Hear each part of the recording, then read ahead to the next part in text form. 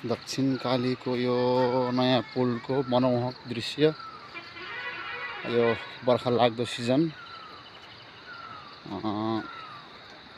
पुरा बादल लागिरहेछ, एकदम रमाइलो हैन। अनि यहाँको जुन दृश्य देख्दाखेरि आनन्द लाग्छ। अनि यहाँ कागहरू पनि बसिरहेको छ, बिचरा बिचरा कागहरू बसिरहेको छ। कागलाई मैले हिजो बोलाएको उनीहरूको भाषामा, सबैजना आउँदो रहेछ है, सबै आउँदो रहेछ भेला भएर। के भयो भन्दै आउँदो रहेछ। कागले नि भाषा बुझ्छ नि त। ल हेर्नुहोस्, टक्क उतापट्टि यो बसिरहेछ नि, यो माथिपट्टि काग, एउटा काग। अहिले उसको आवाज एउटा बनायो भने धेरै आउँछ, 10-12 काग आउँछ।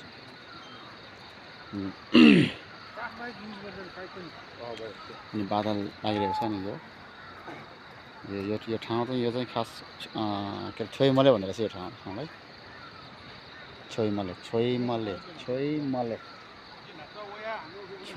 भन्नु यो रहेछ। यो यस्तो कि अब यो पुलको छेउ भयो होइन, उताको पुलको यो नाक भयो, उताबाट उता त्यसको लम्बाइ कति 200 मिटर होला लगभग, 200 मिटर अझ बढी छ। कस्तो हल्लेको त आम्बो, कस्तो डर लाग्ने है, रिङ्गर लाग्ने के यो। ठक्क यो तल हेऱ्यो भने ठक्क रिङ्गर लाग्ने के। ल हेर्नु त, ओ आम्बो, यस्तै रिङ्गर लाग्ने के है। ल हेर्नु,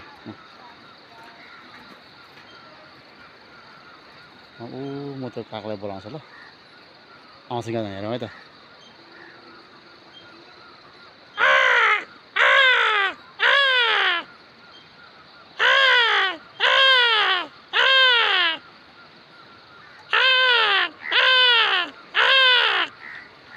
आयो है, बोला आयो बोला आयो।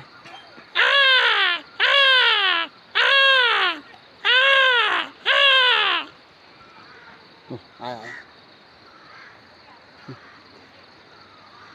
तिन चारवटा बस्यो है।